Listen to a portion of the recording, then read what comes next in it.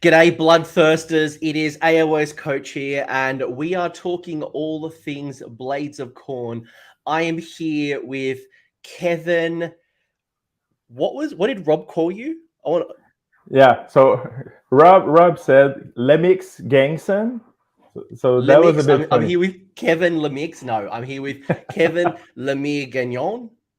I think that's way better actually. So I'm putting you above Rob on this one. Ooh, clip that, guys. Clip that. Yeah, That will clip stay on the it. vault. I would have butchered it without you. But we are talking Korn, and the reason I've got Kevin on the show is because Kevin went 4-1 at Clash, which was a Canadian-based tournament, 116 odd players, around the 110, 120 mark. And you did incredibly well, 4-1 with Blades of Khorne, one that I probably wouldn't have expected. And while you didn't podium, 4-1 is a very, very good performance. And obviously, battle tactics and things, will fluctuate between top and bottom. But I thought it was worth discussing, given that Korn traditionally at the moment is not doing very well. And you got a White Dwarf update, and I kind of wasn't that impressed with it. But you did obviously incredibly well. So before we go into General's Handbook 2022, I thought I'd chat with you. I'd find out what is working with Korn and how are you getting out of the faction? Because, yeah, like no one really talking Korn. And the most popular thing from Korn is just Khorne Demon Prince. That's it. It's just people like, yep, Khorne Demon Prince, maybe a couple of Bloodthirsters in Legion of the First Prince, and maybe some Fleshhounds. Yeah, so the army in itself is like low tier for sure. I've always liked challenges and trying something new that nobody plays usually. So there's still some good videos on the internet. And for example, Gammy did one with you a bit earlier this year, I think. And there were good things I picked out of that also. And one of the things that came out better in third edition is the Blood Tithe table. So there's a few things we can do with that really, I would say, break the game, but can surely turn the tide very fast in a game. So this is something I've been very working around and making sure that I get an edge in the games with that. And so definitely the tome is lacking a lot of tools, but we can compensate a lot with other things that are a limit broken, but yeah, we can make it work. By the way, Kevin, you got to introduce yourself to the internet in a minute, but I do want to point out as well that, enjoy the Khorne Demon Prince for that little bit longer. We obviously saw some previews and some leaks into the Khorne Demon Prince, and as Tuan's mentioning in the chat, end of the year, kind of when the Slaves to Darkness Battle Tome is expected, December. That Khorne Demon Prince is going to change a little. Yeah. Do we want me to introduce myself first, or talk about that Demon Prince? No, please. So you're obviously from Canada. I know you're also. I recently found out you're on a podcast. You're actually a content creator. Tell us more. No, I'm not. So I'm participating with a content creator called Gentleman 14. So that's in French. But if some people here on your channel speak a bit of French, they're welcome to get on Twitch. For Gentleman 14, look it up. So I've been playing Warhammer for about 20 years. So I've been playing 40k since third edition, since I was in high school and got that box of Black Templars and Dark Eldars, and just never stopped from there, right? So it's been a long time playing 40k, and when 7 edition hit, 40k was not appealing for me, so I switched to AOS. And really found out a game that can be very deep, but also less bloated on the rules. And I'm having more fun since then playing AOS. So that's really what I would say my gaming experience is. So I've been there for a long time. What got you into Korn? I think that's probably the big thing that I want to know. What got you started into Blades of Khorne, and what made you persist, considering, again, they're not doing very well competitively right now? What made you persist with Korn? Yeah, so my friends would tell you that I'm always switching armies. I'm going from a project to another. But that's been two times I've been at the clash with Korn. So there's something I like about this army that is really like, I would say tricks, but yeah, it's like stealthy, shady tricks that you're pulling off on your opponent. They are well aware of it, but they don't. It's always a surprise when you come up with them and just trigger those tricks. So, like I said, I've won many games just using at the right moment, at the right time, the right ability, and that really is something I like with this army because it's very unique, and because not a lot of player play that army. It's always fun going into a tournament and being like an underdog or someone that, even if you're doing 3-2 or 4-1, like for this example, people are very hyped about the performance and they want to know more, right? So I think I prefer going into tournaments with, I would say, mid or low tier army and try to make something work out than going in with the top tier and try to having like a lot of pressure doing well. I'm the same, funnily enough, because I really enjoy playing with things like Gits, right? You know, I played Suns when Suns were terrible. Mhm. Yes, folks, there was a time where Gargants were bad, especially in second edition. They weren't very good. I love Gits, and I love that for the exact reason. Like, I love trying to look at what can I do with something that isn't highly rated and try to make the most of it. So I can fully appreciate where you're coming from with that. Absolutely. And yeah, go ahead. No, Sorry. I was just going to say, I wonder if Korn, and I do wonder, because you talked about the play style a little bit being tricksy, right? And I always feel that doesn't feel like Korn. You know, Maggotkin of Nurgle got a massive change because they were fast. And, you know, you and I play Warhammer for like 20 odd years. Nurgle's a slow, grindy army. So when Nurgle came out, it was super fast. It could charge because of a tree. It always felt weird to me. Mm-hmm. And Korn is exactly the same. And I had a video with Con about from who's now the Sweden champion. Recently just won the Swedish championship, and we were talking about it. And that for me, when I think of Korn, I don't think of tricks. I think of Daughters of Cain. I think of Ironjaws. If you played Korn like those two, which is like get in, smash, a couple of prayers, like that to me is what Korn feels like. And I wonder when you get the next battle tome, if it will be less tricksy and it will be more, again, like Ironjaws, like Daughters of Cain. Yeah, it could be. And I know, it's funny because the first thing I said when they have not announced yet a new battle tome, but when they announced a new tome Celestial, I was just crossing my fingers that they would not change the Blood Tithe. So this is really something that scared me because all the power of the book comes from there, in my opinion. And so maybe it's why I would say some players may have a difficult time playing the army because they maybe expect to go all in and really go forward and clash with the opponent, when in reality it's really about taking your time, positioning yourself, and pulling off tricks when you need to. So like you said, it's not what you expect versus what you're supposed to do, and maybe that's putting a few players off playing the army. But I mean, in all respect, the army is still low tier versus a lot of shooting, and there's so many things in the AOS meta right now that can hurt us in one turn and break your game. I mean, that happens, but yeah, I mean, on most of the game you can do something about it. So yeah. We are going to show, by the way, for anyone who is new to the channel, we will show Kevin's lists and we'll unpack it a little bit. But I also want to get Kevin's thoughts and the way he looks at subfaction, Blood Tithe, especially you've talked a lot about the Blood Tithe, using your tricks at the right time. I think if I'm a new Korn player, I don't know what to do. I don't know when to do it. And, Blood Tithe is a really interesting one. Unlike the other Chaos Gods, once you use your Blood Tithe, you go back to 0, and using the wrong one, it can be quite punishing. So I want to understand from you very shortly how you look at Blood Tithe, your subfaction, your build. But what was your experience with Clash? I want to go back to Grand Clash again. 120 odd players.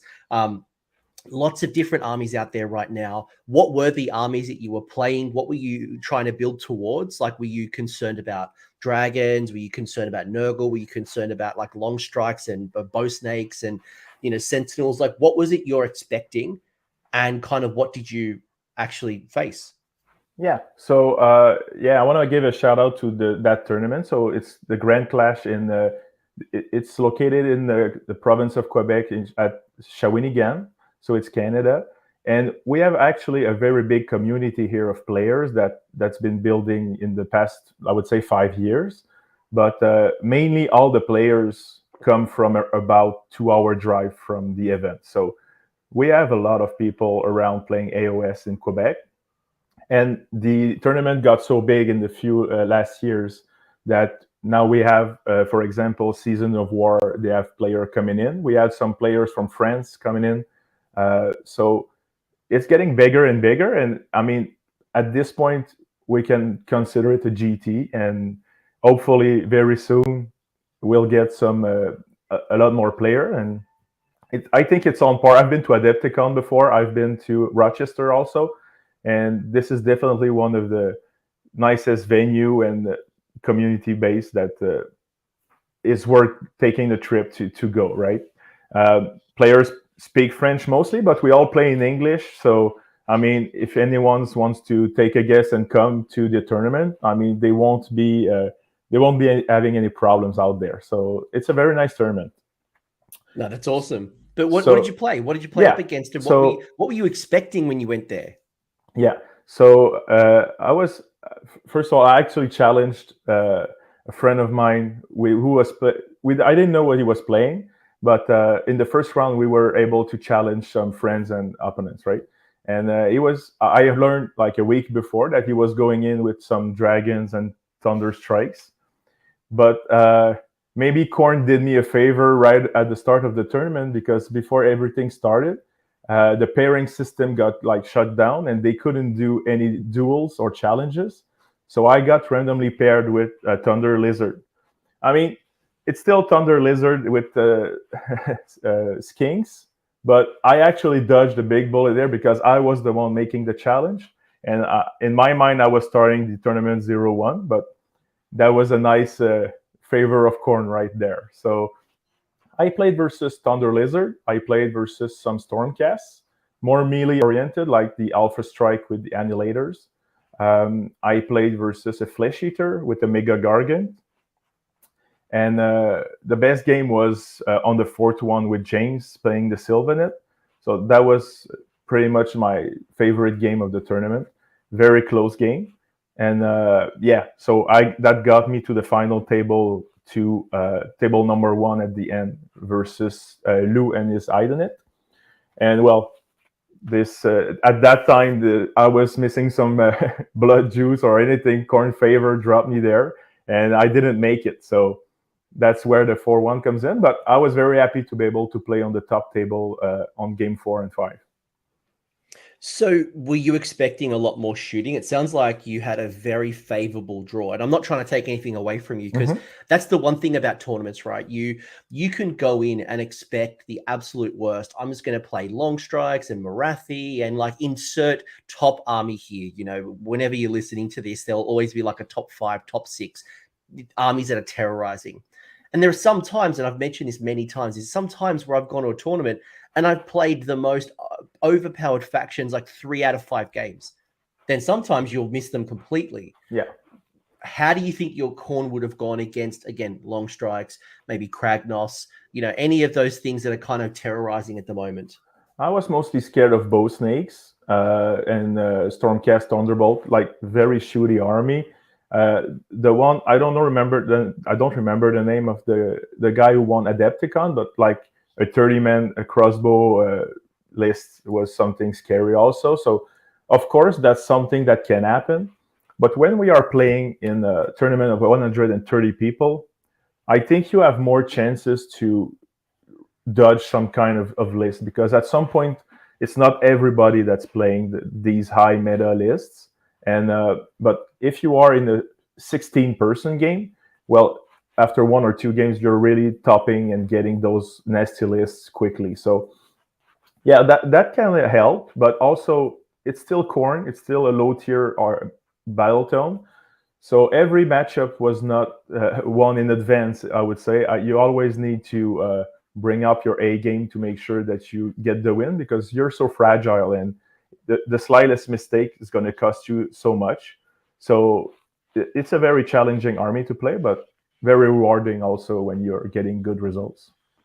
Yeah, and that probably is a big thing, right? With Korn and again Geertz or Sylvaneth or any of the lower tier factions, you've really got to fight for your wins quite aggressively. And when you do make a mistake, you can get really punished. While if you play a top tier army, it definitely the mistakes aren't as impactful. And George, by the way, I just want to call out this comment. George mentioning that and reminding me that some of your games, at least I know at least one, maybe two, you'll have to tell me, but I know Seasons of War, who were recording Grand Clash, you can actually go watch one of your battle reports. So go check out friends of the channel, Seasons of War, if you want to see Kevin with his Korn in action. Yeah, and quickly about that, I see the comment right there. So against James, it was an absolute very nice game, and I loved it. And versus Lou, I made a small mistake. Small. I made a mistake using Blood Tithe on the Korn Demon Prince. And at that point, I during the game against Lou, I saw the mistake, and I told him while we were playing the game. And at that point, he just said, "Oh, well, at that point, it doesn't matter anymore," or anything like that. But I pointed it out at him during the game on turn 2 that this was a mistake if he wants to go back and change anything. But he said, "Ah, it's fine. I mean, there's no problem." But in the end, I don't think the result would have changed. I had other units close. But yeah, when you make a mistake, always point out to your opponent to make sure that at least you get a common ground on something and make sure it's okay. Yeah, and like for some people, you can't memorize and make. Like, if anyone thinks they play a perfect game, they are. That people make mistakes, and I think to your point, it's about being honest and trying to work through a solution, as opposed to at the end of the game, you're like, wait a second, this person lied or made a mistake here, and then there's some feel bads, but. When it comes to Khorne and 3rd edition, and I want to go to your Blood Tithe in a second. By the way, thank you for bringing that up. I appreciate that. I know, again, like it's probably good to hear that mistakes do happen. Like there's times that probably are like, oh shit, I did that, and at the same time, there's things that I completely forget that I should have done, and I'm like, oh. So sometimes it all works out. Yeah, and I would hate to win, and because of that also. So I want to make sure that we're okay on what's happening here, and if he wanted something to go back, I mean, that would be fine. But it turns out well for him in the end, and that's awesome. So no problem there. Yeah. Oh, you know what? I'm going to bring up Blood Tithe now because we've talked about it many times already. I thought, you know what? I'm going to ask you a bunch of questions as we go, and I want to kind of get into your mind before I get into the list. I want to get into your thinking, right? Because with Korn, I would imagine that the monster meta right now, being able to have a whole bunch of Bloodthirsters, being able to get into combat quicker because the board sizes are changed, would play in your favor. But we'll get to that, as we go through the show. Mm-hmm. But talk to me about this Blood Tithe. You talk about the tricks. You talk about the way you look at it. How does Blood Tithe influence the way you build your list? But then also, how does it influence the way you play? Talk to me about the tricks. Talk to me about how you look at the Blood Tithe table. And obviously, I haven't brought up summoning here as well.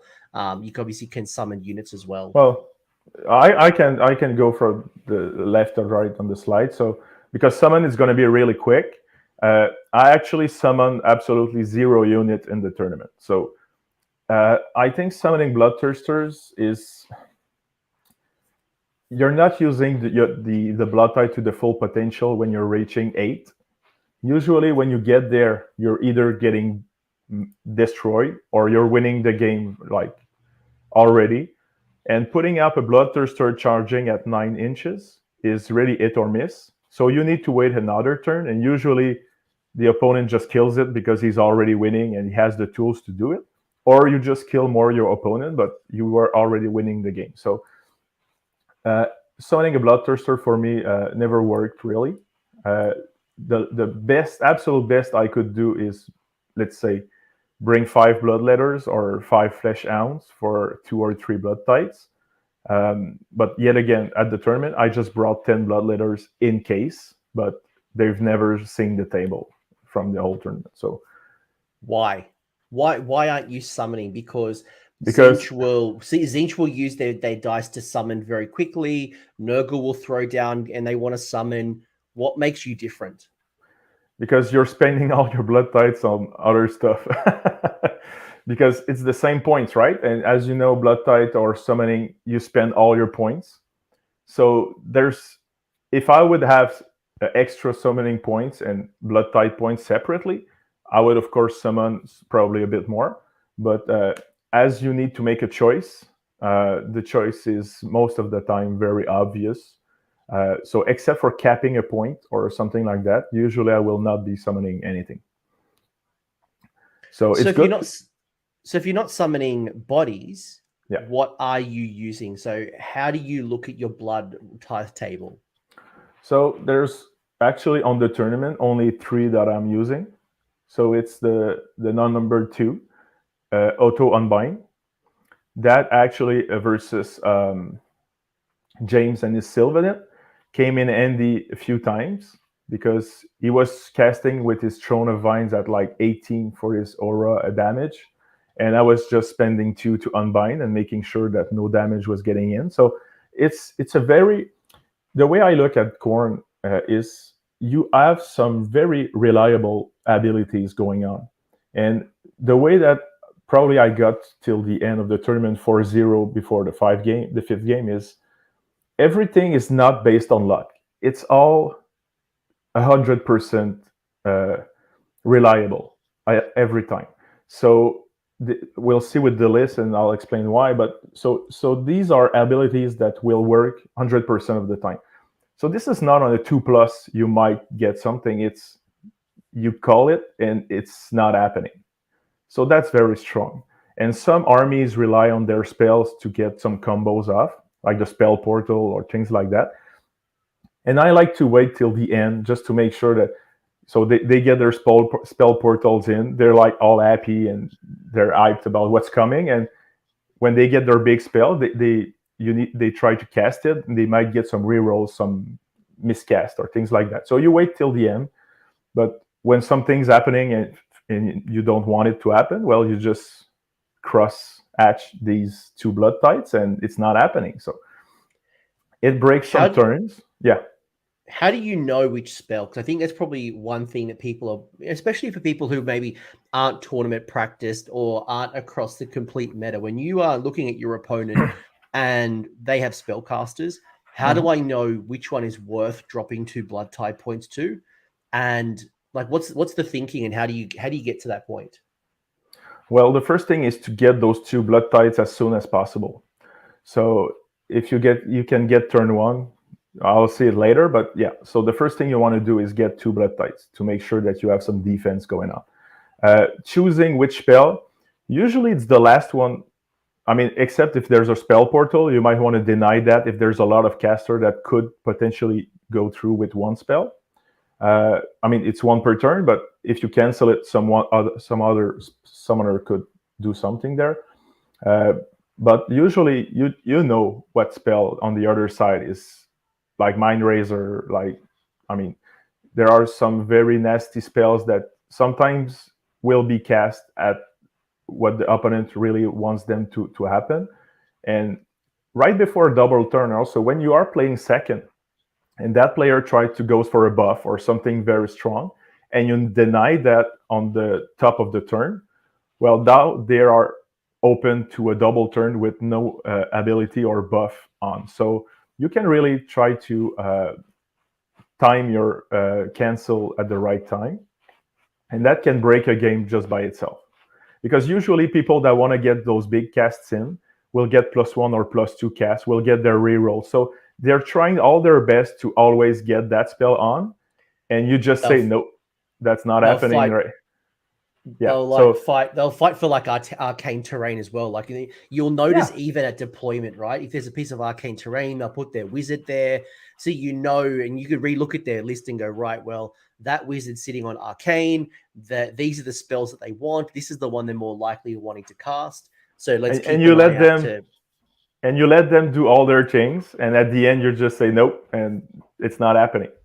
So that's 100% reliable and very useful to use. against James, for another example, I cancel a Spite Swarm Swarm or Hive that gives +3 to charge, because I knew even with my Demon Prince +3 it would be able to make those charges, or at least get in tight. And just by denying that, all his teleport from that turn came out like auto fails because he was 9 away, and the Demon Prince was cutting everything off. So that was a big cancel on that turn. So these are just examples that you can really wreck a turn just by knowing that you will cancel that spell at that time. So the other one, I think the most powerful, is the third one. So you can make a normal move or a charge move if you're within 12. So this is I think the most game breaker of all the Khorne book, that it's going to win you games, and just by pulling it off at the right moment. So I will give you just an example, maybe not in the games I played, but I did it with the Demon Prince, for example, but wrong choice of unit.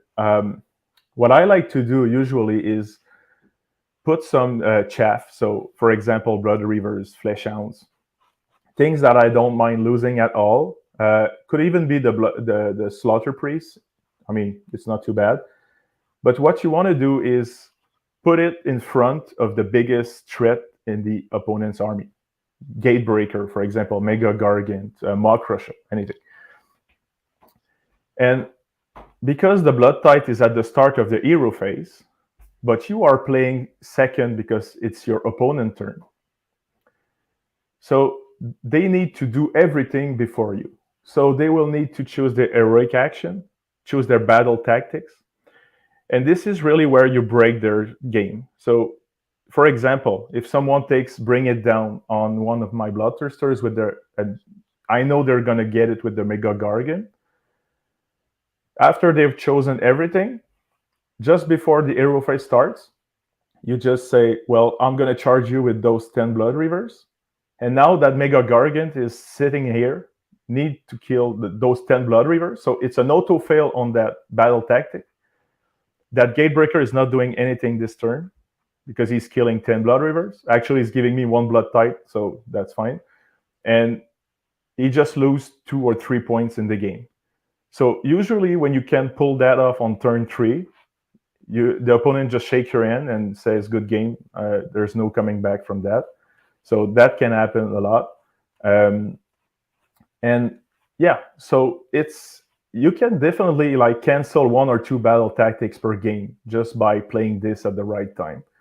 So like the Blood Tithe, like I said, is in the hero phase, but usually you use it at the opponent hero phase.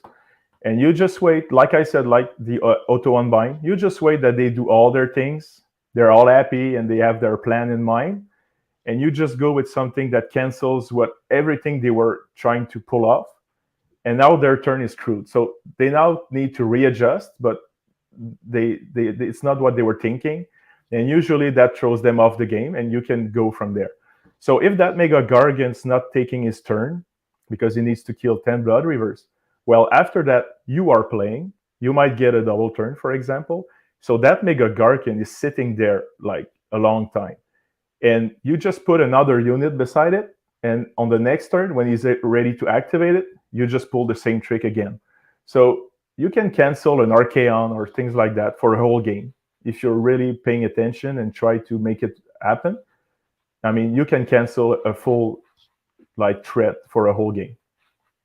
So you're using the 3 Blood Tithe to deny the opponent their battle tactic, being able to screen off and just dominate the board, as opposed to, and you know, Arthur, I want to hear your third choice, because Arthur is asking about the fight twice. You know, what was your thinking, and you know, why didn't you use the fight twice against Sylvaneth? Which I'm sure you had some logic or some thinking there, because I imagine the 4 points would be a very popular one, picking 1 Khorne unit within 3 inches, and it can pile and then fight in the hero phase, which is great. Mm-hmm. So that's the third one, of course. Cool. So why would you use that? Well, if your Bloodthirster is still alive, for example, if there's anything that happened that you're still in combat, and they pick still their battle tactics, and they want to try to finish your Bloodthirster or things like that, you can fight before and cancel whatever he's going for, get some Blood Tithes in. So that's, I don't think I've used it in the tournament, but that can happen. So these are mostly the three I'm using. I couldn't even read you like the other four because I've never used them. So, I mean, that can happen, but I mean, I would need to see, when you're in trouble in a game, you go and you try to find every tools that you can to maybe get you out of a bad position. But usually the number 2 and 3 are the 90% of the time what I'm using. Kevin, are you finding in 3rd edition you're getting less Blood Tithe because units are more durable? Lists are less units at the moment, especially in the first 6 to 9 months of Sigmar. It has been elite bodies, monster heroes, very powerful units, as opposed to what we had in 2nd, which was a lot of chaff, a lot of like minimum unit sizes to kind of cap potentially up to 8 objectives we used to have on a 2nd edition table. Are you finding you're getting less Blood Tithe? No, because like I said, I'm only using 2 or 3 every time. So I'm not, when I'm seeing that I'm at 5 or 6, I know I'm doing something wrong because I should be spending my Blood Tithe as soon as I get 2 or 3 or 4 max. So usually I'm not having a hard time because I'm using small numbers, and thank God they're the best one and they're the low cost ones. So this is very good. And also, well, yes, there's less unit, but that's the Korn job player to bring out chaff and make sure your unit dies.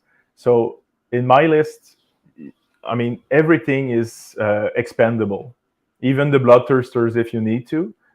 I mean, when you play Korn, you got to make a habit of not feeling bad because you're losing a unit. You must be happy because you're getting a Blood Tithe. So every time you're losing anything, feel happy about it because that's going to help you go back into the game, really. And that's why Blood Sacrifice on the Slaughter Priest is so good. We'll see it upcoming. But like I said, you need to get those 2 Blood Tithes in as quick as possible, because if you can cancel on turn 1 a big thing or a big cast or something, or at least turn 2, this usually gets you at a good place in the game. So yeah, because turn 1, sometimes they're not able to get a charge in, but turn 2, definitely you want to block something big happening. Yeah, cool. No, that makes sense. No, I like it. And I think definitely having a couple of good options, especially now that 3rd edition is very much like, used to be a 5-turn game. We now kind of, I mean, you could argue that the game always kind of got determined around turn 3 to turn 4. It's now turn 2 to turn 3 very much is the deciding time in the game. So if you can have a couple of Blood Tithe, especially being able to deny somebody going into that really clutch moment. Good call. And I think it's definitely worth, and not burning just because you want the extra CP. Save up to those 2, 3s, and 4s because you're going to need them. Yes. And that was something on your channel that I need to say really was inspiring is Sylvanet player Matthew, I think, like a few months ago. And he was really talking about battle tactics with his Sylvanet, that he was not killing anything, but he was winning games because he was just putting out those battle tactics steadily every turn. So that's something I aim to do with my army as well. So really make sure you get yours in, but we have the tool to prevent the opponent for doing his. So kind of like Bellacor's list, but in a different way. We can really put a hurt on them on turn 2 and turn 3. And sometimes, like I said, it's not unusual to get an opponent just shake your hand at turn 3 because you've denied them a battle tactics, and they'll just stop the game there. So I will ask about some George in the chat asking about allying Gargants. We'll get to some allies because I also want to know his thoughts on Kronspine. It's a couple of interesting models you could bring in, and I want to talk about Kronspine in a minute because I think there might be some good stuff that you could possibly get out of Kronspine. Especially, I love the idea of Kronspine with the Bloodthirster list, being able to get all-out attack on everybody in a bubble. Chef's kiss. But you talked blood tactics. You talked about battle tactics. recently, about a month or two ago, White Dwarf Supplement, the Celestial Tome or Tome Celestial, gave you a new grand strategy and 3 new battle tactics. As a Khorne player, are you incentivized, or are you someone that will use the Blood Legion's March? By the way, if you're not familiar with it, you score it when the battle ends. Basically, if you summon a Khorne demon unit to the battlefield every turn. Yeah, so this is a after the first. So this is a no-go for me, of course, like I said earlier, because I'm never summoning. But if you were to be summoning, you would probably get 4 times 5 bloodletters that are not really helping you in the game. And also, you're not using the best of the Blood Tithe, which is the number 2, 3, and 4. So I think this is a no-go unless you want to have fun for a game, casual game, or beer and pretzel. But I don't think this is something useful. If all the Blood Tithes would be stacking up, maybe that's something that I would look into it. But as it resets to 0, this is a no-go for me. Yeah, like if I could have 5 Blood Tithe points, spend 2 on the auto unbind, and then use my remaining 3 to summon, different story, but it's not the world we currently live in. I agree with you. When I look at that, I think that's a bad deal. I think you're just asking for trouble. Absolutely. So yeah, I mean, there's nothing really more. Maybe if the new battle tome, they will change the way it works, but right now there's really no appeal on that. So basically, keep it in your back pocket. If the Blood Tithe and summoning changes in the future, it might be good. But right now, you're probably better off with Beastmaster, Hold the Line, any of the generic ones in your battle plan. Absolutely. Well, I wouldn't use your Hold the Line because the goal of your army is getting your chaff dead. True. To get some Blood Tithe. So you're never using Hold the Line. If you do, change that. You need something else. All right, you got me on a technicality. Pillars of belief if you're running like your priests, or you're running Beastmaster if you got War Shrine. Yeah. Okay, all right. You got me on a technicality. What about the battle tactics? Let's move along. Let's pretend I didn't say hold the line. Most people just run hold the line. Maybe some people have some Hold the Line and they didn't think it through, so that can happen. I did it once, and when I was playing, I was like, this is terrible. I'm just losing the game because of that. So I've done it myself. So that's why I'm telling you, because I know it's bad. What about your battle tactics? You got 3 of them, right? Blood for the altar is pick 1 enemy unit within 9 inches of the skull altar, and you score it if the unit is destroyed. Yep. You've got Slay the Sorcerer, so you pick an enemy hero on the battlefield that's a wizard, and then if you kill that wizard, you score it. And then the Trials of Skulls, which is pick a friendly unit and you complete it if 8 or more enemy models are slain by attacks made by the unit in the turn. Thoughts on those 3? Yes. So the blood for the altar is something I've not used it yet, but it's something that could happen. So it's not out of the line to use it, because usually if you look back at the games on stream, but I place my altar very aggressively at the middle of the board, as further as I can, because all the reach for the slaughter praise is 16 inches usually, and so you need to go forward and be aggressive with it. So if the fight's happening at the middle of the board, that could happen within 9 inches of the altar. So I could see that happening. It's not something I'm using frequently, but yeah, that could happen. Slay the Sorcerer, well, you got Bring It Down. There's Slay the Warlord, usually that when you kill with a monster, you get an extra point. And this one's not giving extra point. So unless there's like a good... this is the only thing you can do, but usually you'll pick the 2 others first. So when you get to that Slay the Sorcerer, usually there's no really more monster, hero, I would say wizard or hero left. So I'm not using that one a lot. That can happen, but usually I'm using Bring It Down or Slay the Warlord. I mean, these are not wizard, but in this edition, it's Godhammer. So usually the monsters are hero and wizard. So yeah. I will say though, like, remember that we are on the cusp of the next General's Handbook. So if the battle pack does change and we do lose Broken Rank, Slay the Warlord, all of those, if we lose those, like, I can see this one being quite good, especially with those minor foot troop heroes. Like, you got those 5 wound little idiots that are running around casting spells. It's a nice one to pip. But I think, to your point, obviously look at your battle tactics and what's available to you. And if there is something's giving you bonus points, you go for those quickly. But at least it's not bad. So, I mean, if that happens in the game and you see the opportunity, go pick it. That's fine. It's not a bad one. So, but the one that I'm using quite often is the Trial of Skulls. So why is because sometimes broken ranks, killing a battle line seems easy, but sometimes you get into like 20 skinks or bigger chaff units, cave-ins, and it's easy to kill 8, but sometimes it's hard to kill 20 or 30 of these. So really, that one is something I've been using quite often, actually, to get some big battle tactics points in key moments.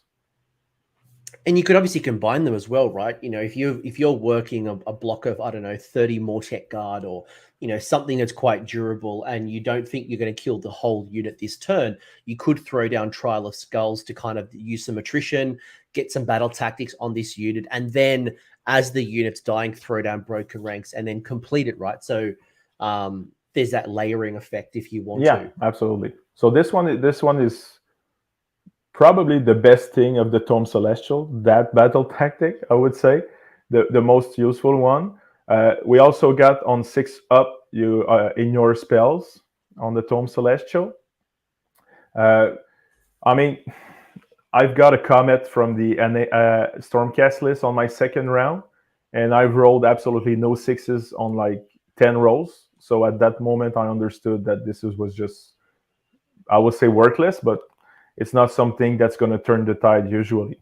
So it's nice to have, but I mean, it's not something that you need to take into account to win your games. So it's not a 6-up ward; it's just a 6-up. No. Ignore. Yeah.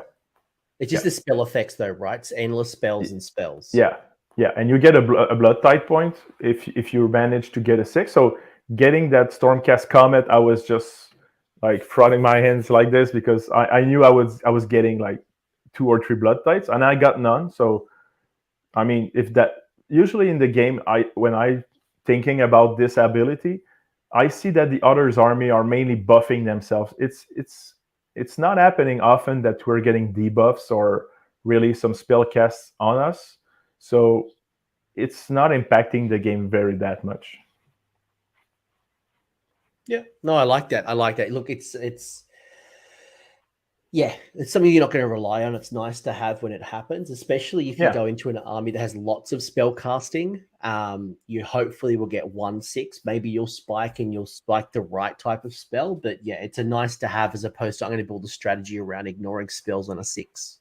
I mean, a 5-up would not have been so bad, and would have stopped maybe some other some enemies or opponent to cast like spells that are not really value.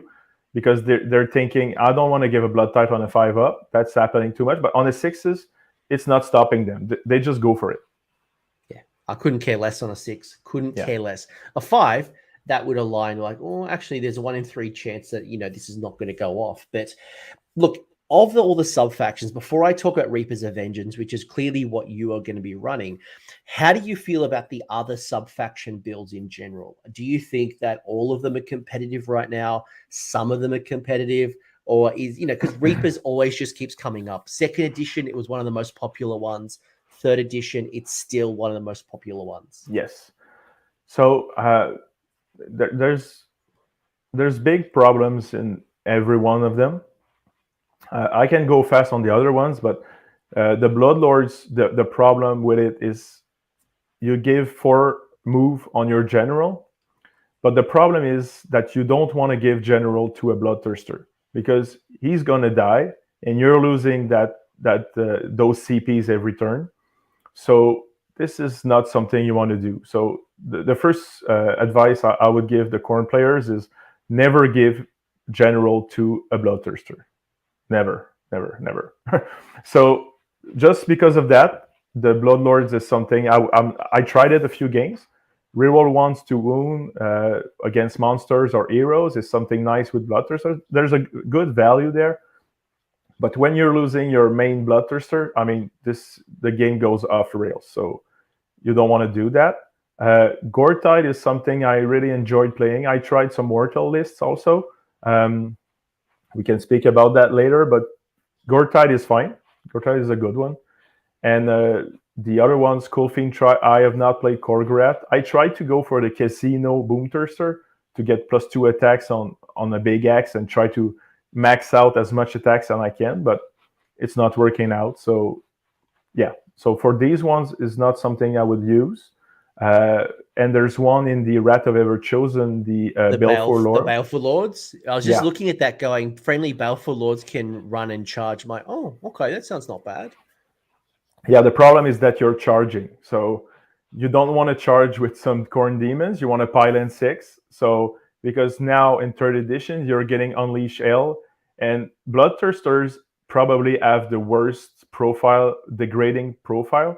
So they're losing all what's good about them very fast. So as soon as you're getting like 5-6 wound in, your Bloodthirster is getting basically worthless. So this is not something that, I mean, it's fine, but it's not something I would run. Pause on that one. Talk to me more about what you just said there, right? So I don't want to charge. I want to pile in 6.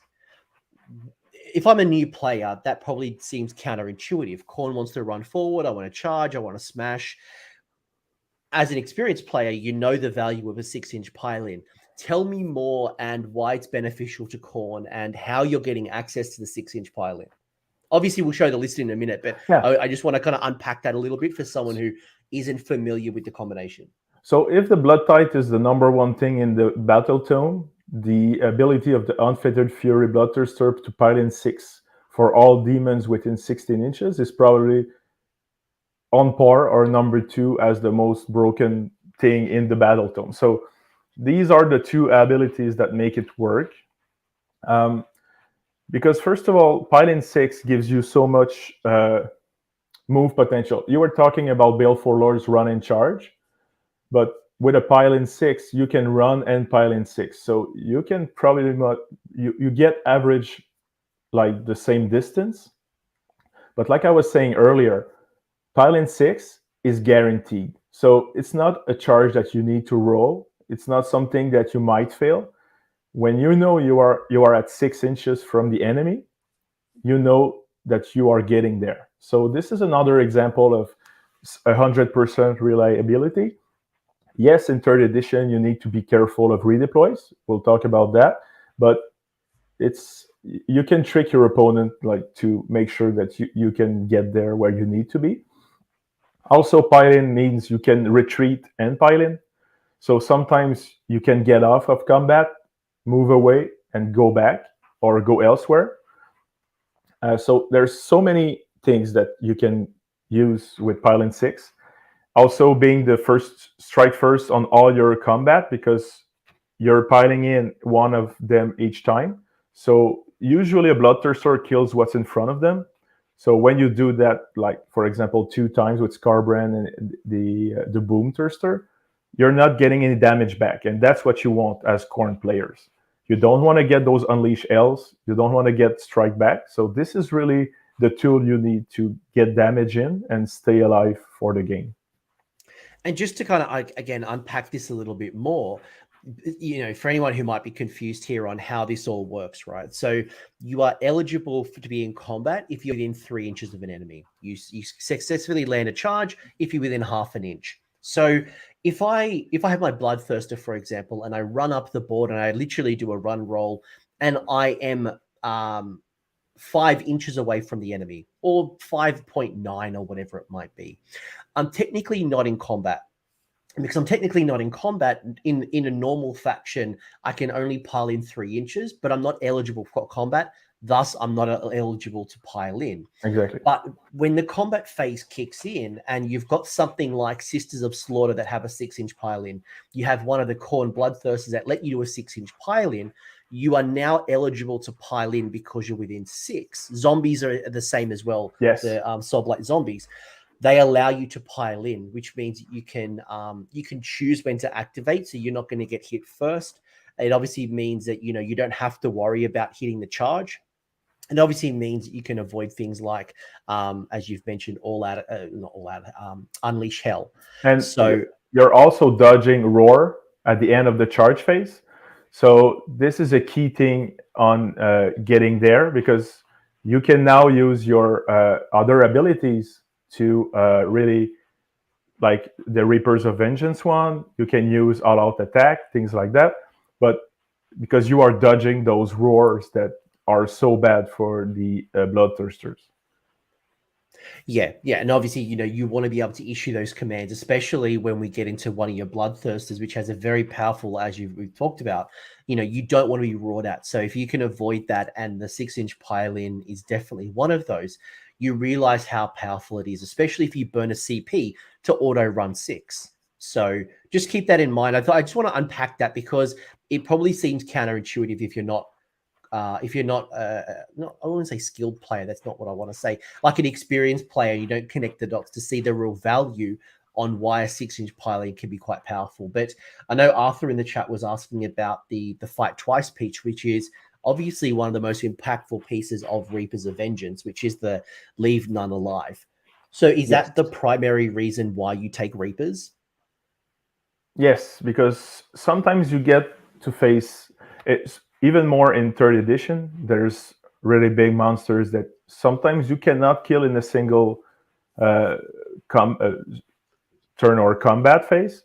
So you need to strike a second time. So this is really the ability that makes sure that you're not getting hit back by something that stays alive.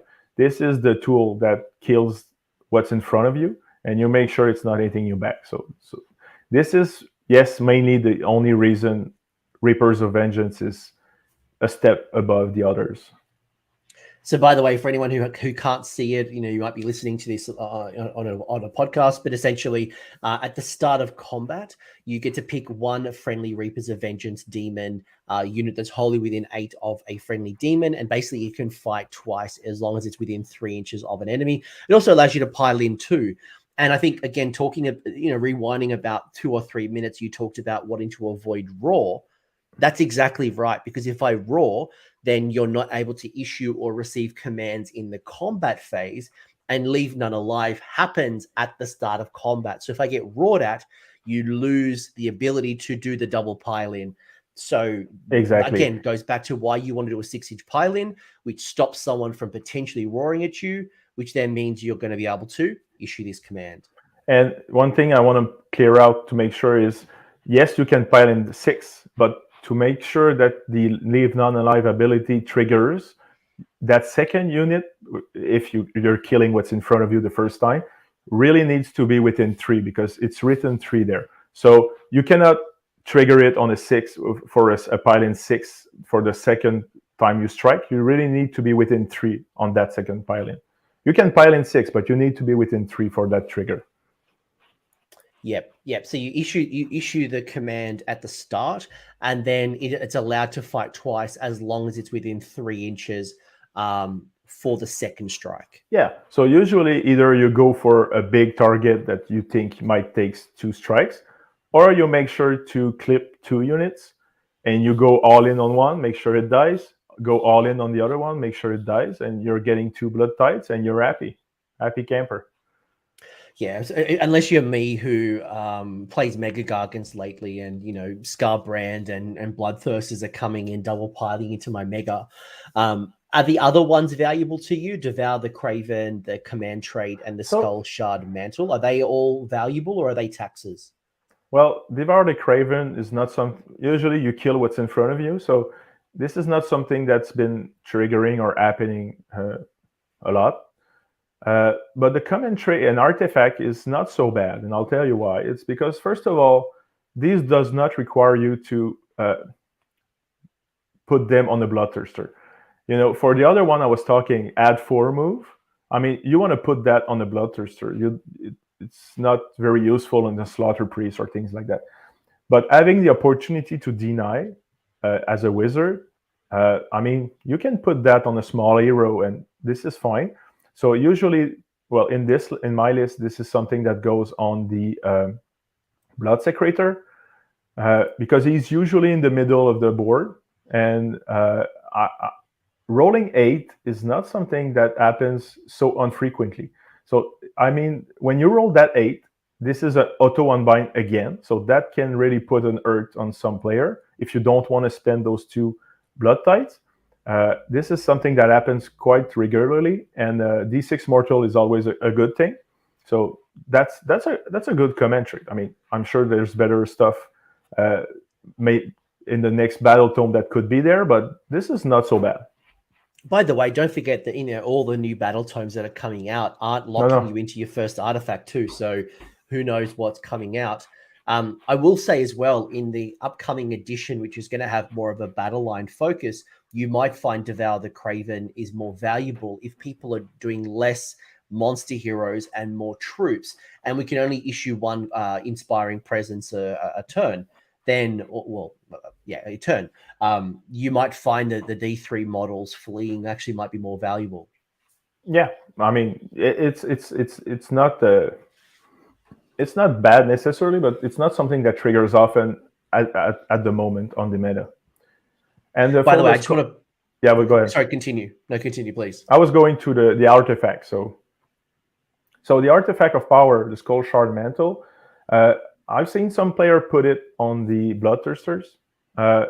It's fine, but I'm putting it on my general, which is the Blood Secretor, like I said above, because he's 5 hit points, and just that a few spells can really kill a big force multiplier in your army. For example, Karos and Gift of Change, 6 mortals, and you just lose your banner there, and the guy that gives you +1 attack on everything. So I usually put the Skull Shard Mantle on the Blood Secretor, just to make sure that he's not an easy target and he can stay alive a bit longer. What I was going to call out, and we'll get to your list in a minute. I just want to call out Arthur's comment talking about how powerful Skarbrand is, and obviously the title of this show is focused on Skarbrand because Skarbrand is an absolute combat monster. I will never forget the time that my Gloomspite Gits were fighting Skarbrand. Skarbrand went into a unit of 60 grots, killed 54 of them. Because he double piled in, he was angry at the time, and he did like these exploding mortal wounds. I think he did a crazy amount of mortal wounds. Yeah, that's had fun. four goblins left who had a unit of fanatics hiding in there that then popped out the next turn and destroyed him. But I'll never forget him pulling down 56 grots with a -1 to hit in 1 round of combat. That's what that's why he's there for. He's a jerkwad. But there's a reason why the Reapers of Vengeance are powerful, which kind of then leads to, I want to kind of bring this together. You've kind of shared a lot of thinking around your Blood Tithe and how you construct your list and tapping into the the tricks of Korn, and you were kind of getting a good idea of why you do what you do. But then here is the list. And you've gone the Reapers of Vengeance, you've gone the Beastmaster, you've gone Inspired, you've got the Bloodthirster Unfettered Fury, which has got the Crimson Crown, you've got the Slaughter Priest, which is the Blood Sacrifice, you've got the Bloodthirster of Incessant Rage, the Blood Secretor, which is the General, Mage Eater with the Skull Shard Mantle, Skarbrand, as well as your Khorne Demon Prince, which I'm sure in 6 months may not feature as prominently as it currently is. So enjoy it while it lasts. Then you've got the Flesh Hounds, the Blood Reavers, 2 units of Blood Reavers, 2 units of Furies. Yes. Interesting ally options, and then a Wraithmonger coming in at 2,000 points under a Battle Regiment and a Warlord. So what's this list do? How does it work? Why do you do what you do? I'm going to throw the floor over to you. All right. So the first thing you take into account when you're building the list is you are going to spam the Pylon 6 usually most of every turn. So you need some kind of CP economy there. So this is what the Crimson Crown is there for. Yes, it's 1 per battle round, but usually you can pretty much you're gonna put it at least every time of your turn, but sometimes in your opponent's turn it's not happening. So it's pretty much you're getting those 5 CPs free, but sometimes you're not paying a lot more for the other pylons because they're not happening. So it's a very good artifact there for the economy, because the Demon Prince is also costing a lot of CPs with his Bloodslake Ground. So you're in a position where you need 2 CPs per round per every turn. Well, no, the Demon Prince is once per battle round. So, but you're still spending a lot of CP. So yes, the Crimson Crown really helps out there, and this is why also you're getting a Warlord regiment, because that free CP once per one time in the game really helps out when you think you might need a bigger turn or some more output or defensive buffs. So this CP is also welcome when you need it. Blood Sacrifice on the Slaughter Priest. So this is to ramp up your Blood Tithe as fast as possible. And it might sound, and you're almost you can be thinking like, oh, I'm just getting 1 Blood Tithe per turn with this. It's not worth it. But if you're getting a bit of shooting, or you have some units that are down to 1 or 2 models, when your Blood Sacrifice them, you're killing actually also the units, so you can get 2 Blood Tithes very fast. So that happens more than you think. Like, for example, the Flesh Hounds, someone shoot at them, kills 3, kills 3.5, kills 4. You can finish off the unit and get that second Blood Tithe with Blood Sacrifice and killing the unit. So you're getting those 2 important Blood Tithes very fast. So let me pause you on that one, because Noel in the chat had kind of asked around the Blood Sacrifice, talking about, do you feel like you're missing out by not having Bronze Flesh for the Bloodthirster, as opposed to having Blood Sacrifice that whittles down your own units to get yourself a Blood Tithe point? I would say no, because the goal is to never get it on your Bloodthirsters.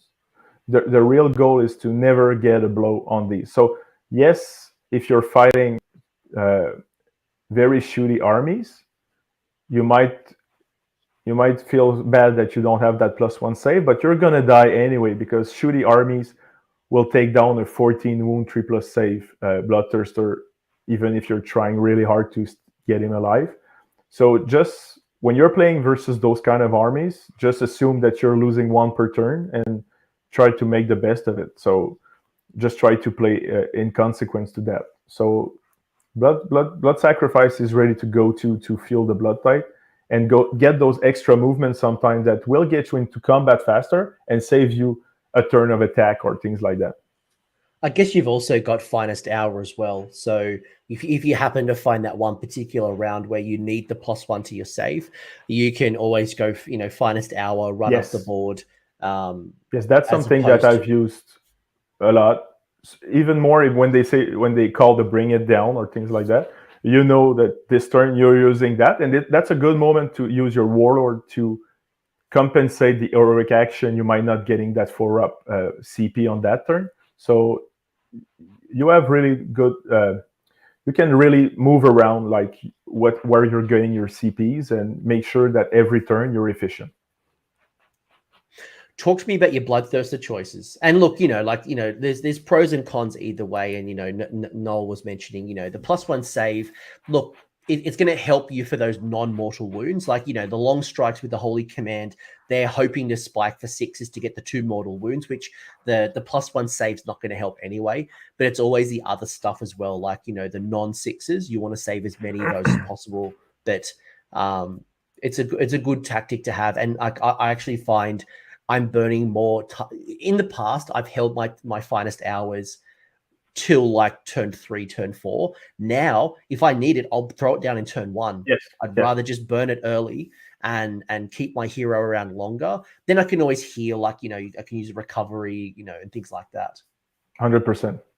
100% on that. So on the Bloodthirsters, Yes. What we are aiming for is reliability. Like I was saying earlier, with the auto unbind, the pile-in 6. So you're never using luck on your games. You're always going for what's it's going to work out. And Skarbrand does that. Is the best to finish off this thinking on the list. So Skarbrand has the ability to, when he's angry, at least, on a 1-up. So this is non-failable because it's not an attack or wound. It's not a hit or wound or save. So when he's on 1-up profile, you get that 8 mortal wounds in. You can, everybody knows the combo, but with the Ratmongers around, you get +1 attack. And with the Blood Secretary, you get +1 attack. So what we are looking at is a Skarbrand usually who piles in, gets 24 mortal wounds on a unit, piles in twice 3 inches on the other unit, deals 24 mortal wounds on that unit. And that's not even considering the other axe attacks. So usually you're deleting what's in front of him 100% without any luck involved. No rerolls, no -1 to hit, nothing. It's just killing what's in front of you. So it's all about 100% reliability every time. But in saying that, so we're talking about the carnage rule here if you're following along, and what Kevin's talked about is as Skarbrand's profile is degrading, his carnage ability gets easier. So when Skarbrand is unwounded, he has 1 attack, which on a 5-up will just do flat 8 mortal wounds. So getting some extra attacks obviously increase the likelihood. But as Skarbrand gets degraded on his profile, that carnage roll goes from a 5 to a 4 to a 3 to a 1. And if he's on 13 wounds, so he's on his final wound, it'll be a 1-up. So the more, so I guess, like safe stacking on Skarbrand is probably not that important because, again, the carnage roll becomes better. And you're using like Mr. Whippy and other abilities to get +1 attack, and then using the Reapers of Vengeance command ability to then double pile in to just do, again, a sheer industrial amount of mortal wounds. Plus you've got, a whole bunch of extra slaughter attacks. Yes. And that doesn't mean that you cannot roll a 6. So that can also, 24 mortal is the minimum when you're thinking about it.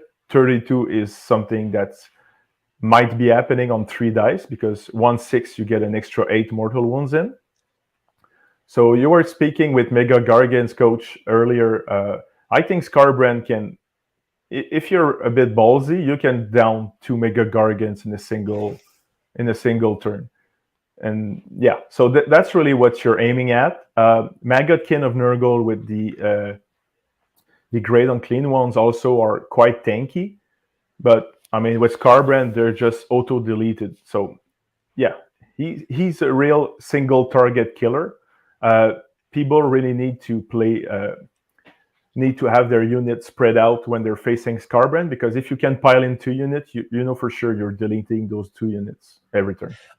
We got to talk about one more rule that's on the Skarbrand's rage, right? Because for most people, they're sitting there going, Anthony, that doesn't sound very good. Like, what's the likelihood of my Skarbrand being 13 wounds taken and ready to slaughter? Do you want to tell me about Skarbrand's rage? Because that is the clincher there. That's where you get the guaranteed 1-up mortal wounds. Yes. So I've not the text in front of me, but usually at the start of the second turn, you check if Skarbrand has fought at least one turn before. So on the first turn, nothing happens usually. Skarbrand doesn't get charged usually. So because you don't want to get charged and fight two times in the first round, you don't want that happening.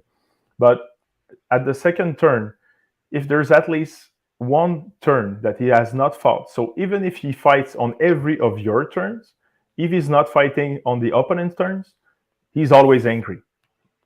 And usually the opponent either avoids him, so that makes it angrier, or he kills it. So usually Skarbrand is always angry on the table. Yeah, so the rule is from the second battle round, if this model is on the battlefield and did not attack at least once in the combat phase of the previous battle round, when you look up the damage profile, it's treated as counting as 13. So basically keep Skarbrand out of combat in turn 1. Do not rush him up the board. Don't try to attack your opponent quickly. And then turn 2, you're going to be able to get those 1-ups carnage. Yes, so it's automatic. It's 1-up, and that's what you want on Skarbrand. Yeah. Yeah, and look, running Skarbrand into the Guo is tough. 20 wounds, 5 up armor, 5 up ward save can heal D3, but with the amount of mortal wounds from the double pile in, you've got a pretty good chance of pulling. Statistically, you've got a very good chance of pulling it down through the sheer mortal wounds alone. So, especially if you like the whippy and other pluses to attack. But you're piling twice, so it's 48 mortal wounds on the Guo. So, and you're not charging, you're piling in, so he's not roaring at you, so he's dead. I mean, there's no. But you've got to get the extra attacks off, like because at the moment, base profile, one attack is not enough. You need to get those extra attacks onto Skarbrand. And this is really where the army is fun to play and challenging, because it's all about positioning, like I was saying earlier. It's not rare that I use a 6 to make my Ratmongers run on the first turn. So they're really up on the board with my Bloodthirsters and running as fast as they can. Ratmongers, yes, the range of the ability is 8 inches. It's not a lot. But don't forget that it's a unit of 5 models. So you can really spread the unit quite wide, as there are only 5 models. And that 8 inches bubble is still quite pretty big on the table, actually, if you are running them efficiently on the first turn. They're pretty much every time where you need them to be. If you want to read the rule. Or before we get to the other units, I want to ask you a question about your Bloodthirsters, because I see this combination often, and there's a poor cousin in the mix. It's the poor old Wrath of Khorne Bloodthirster. And I'm wondering, why don't I see the Wrath of Khorne Bloodthirster very often? And I'm looking at one of the abilities, the Relentless Hunter, which allows you to re-roll hit rolls that target a hero or a monster. That'd be quite good in the meta. Like, this, all we've got is heroes and monsters. So surely this is a great. Why is he not in your list? And why are we not seeing the Wrath of Khorne Bloodthirster generally? Well, the point cost is higher than the others, so that doesn't help when you're tight on points. Also, he doesn't have a lot of attacks. Usually, I think Rat X is 6 attacks. Yeah. So even if he rerolls or things like that, I think it's D3 wound damage. So it's nothing really reliable. And like I said, the army is weak on many fronts. So if you can get the army as reliable as you can, that's a big yes. Yes, he rerolls it in wounds. He has a great dispel on +2, but it's not helping the army synergies overall. So that's why he's usually, because with Reapers of Vengeance, you got good deny with the Mage Eater. You get the auto unbind anyway. So the +2 on his unbind is not something that's really useful, because if there's a spell you don't want to be cast, you'll auto unbind. You're not going to go for the Wrath of Khorne. So yeah, he's average at best. I thought as much. Like, when I look at the profile, like, it's okay. And considering he's only got one attack, which is one attack profile, which is the 6 attacks, hitting on 3s, wounding on 2s, Ren 2 for D3. Like, there's not a lot of potential damage. I don't, and there's not a lot of other attacks. Like, it's more of the Wrath seems more of a utility piece with the the re-rolls here and the unbinding here, and you've got a decent shooting attack as well. Carlos asking the real tough questions though. How do you think you would go against Heat Knights of Slaanesh, which is clearly your true enemy in the Chaos Pantheon? I have not had the chance to play versus Slaanesh a lot. I know they're fast. I know they have some tricks also up their sleeve. I couldn't really tell you what would be the real problem against them, but I know that they are having a hard time putting damage in. But it's 2 armies that are very weak, because Blades of Khorne cannot take many damage also. So the most I could hope for is break their charges with the Demon Prince, make sure they're not getting there. But yeah, I mean, every game with Blades of Khorne is not auto win, that's for sure. Kevin, that's a long way of saying you would smash Slaanesh. You would Blood for the Blood Gods, Skulls for the Throne of Khorne. You would smash Slaanesh. I wouldn't say that. I mean, Blade of Khorne, I mean, we are very squishy also. So it all comes down to good timings, skills of players, but I wouldn't say that for real. You're Very political. Talked about some of these other units. You got your flesh hounds here. They're obviously great unbinders. They're good screeners. They can re-roll the charges, which is lovely. Are they just one, a battle line choice, two, taking up the board space, three, being annoying? Like what are you doing with those flesh hounds? Yeah, you pretty said them all. So turn one, when the opponent is putting all his eggs in one basket at the middle of the board, you can easily go in and run with them. Try to block your opponent for a turn, just because they can make a nice line. It's oval bases, 1 inch between each, so you can block some terrain with them. And the bad thing is they give broken ranks easily. So when you are screening with them, be aware that you're giving out 2 points. So this is something that's like the thing that's not fun with the flesh hounds. But yes, it's a nice unit. When you're low on points, sadly, they usually go for Blood Reavers because you need some points to get other things in. But in this list, I was able to fit a unit, so that was nice. The Wrathmongers are there. Are they there primarily for Crimson Haze for the +1 attack to Korn? Is that what they're primarily there for? 100%. So yes, they can kill some small chaff unit. They can clean screens and things like that. But they are really there to follow Skarbrand usually and make sure that he's getting his value in points. I played a couple of games against the Wrathmongers, and when you start screening with Wrathmongers with Skarbrand, they can really start denying as well where your opponent goes, and then their Blood Fury ability to do a bunch of mortal wounds when they die is also a nice little boost too. I wouldn't say a bunch, but yeah, sometimes it gives the 1 or 2 mortal wounds you need to finish off something, or they can be scared of it a bit. Yeah. Again, maybe I'm used to my Mega Gargants just smashing them all, and then they roll 6s and do D3 mortal wounds, and I cry. Yeah, probably. Furies are something I saw on your channel, actually. You had someone, Sire? Shaun, yeah. I was going through like the Korn stuff, and then I wanted to bring in the Furies, because that obviously is not Korn marked, which is obviously an ally. Unlike like this, the Korn Demon Prince, which is a coalition unit, you've brought in 2 units of Fury. So talk to me more about why on earth these bird demons are in your list.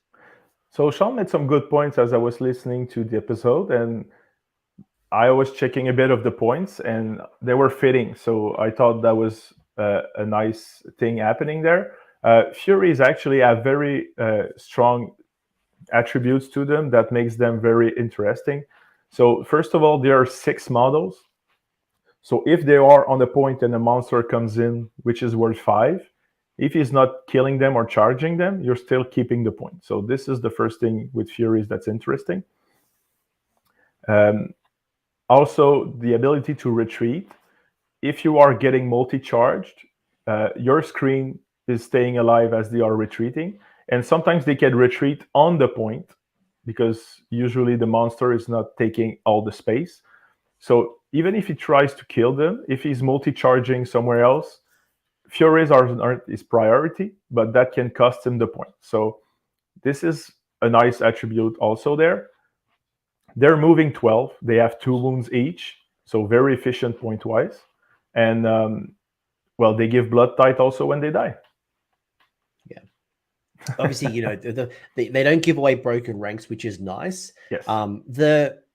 The retreat from combat, which is, you know, again, underrated, but you see people like Shaun, and there's a whole bunch of like Legion of the First Prince players who absolutely love the Furies, because, you know, when you're in combat and it's your time to pick for the fight, they can retreat instead of fighting. So it allows you to reposition for a future turn.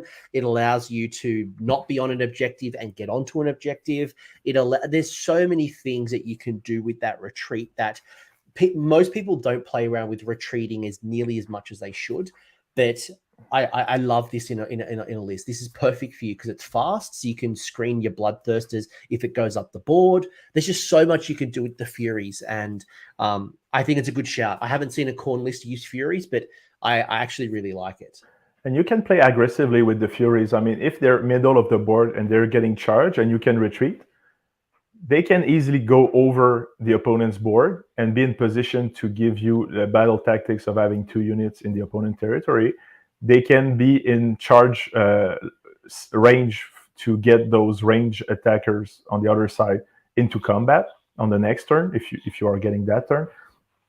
And also, with the pile in 6 shenanigans, right, you can charge with Furies on a point, set up your pile in 6 around, retreat the Furies first thing in combat because you activate them first, keep the point, then go for your pile-ins afterwards. So there's a lot of tricks that can be pulled to save Furies from dying, but also maximizing movement and capping points.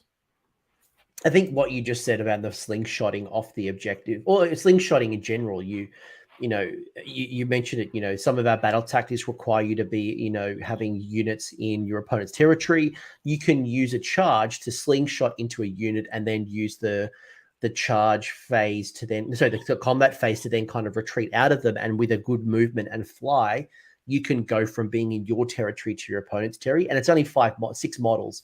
So it's easy to kind of get in, and they're not big bases. There's a lot of good stuff in that Fury list. And if they die, yep, there are 2 cheap Blood Tithe points in there as well. So a lot of good stuff. Yeah, so I think we've pretty much seen it all. Just to go back on the Insensate Rage, we might have skipped really quick. But the Boomthirster is really your kind of shooting attacks. So if you can get those casino rolls and get those 6s to wound to make a lot of mortal wounds around, that's nice. I would say it always looks good. It looks better on paper than it's in real life, because usually it will get a few wounds in, and that drops dramatically. The efficiency of the Bloodthirster, this one, really drops fast.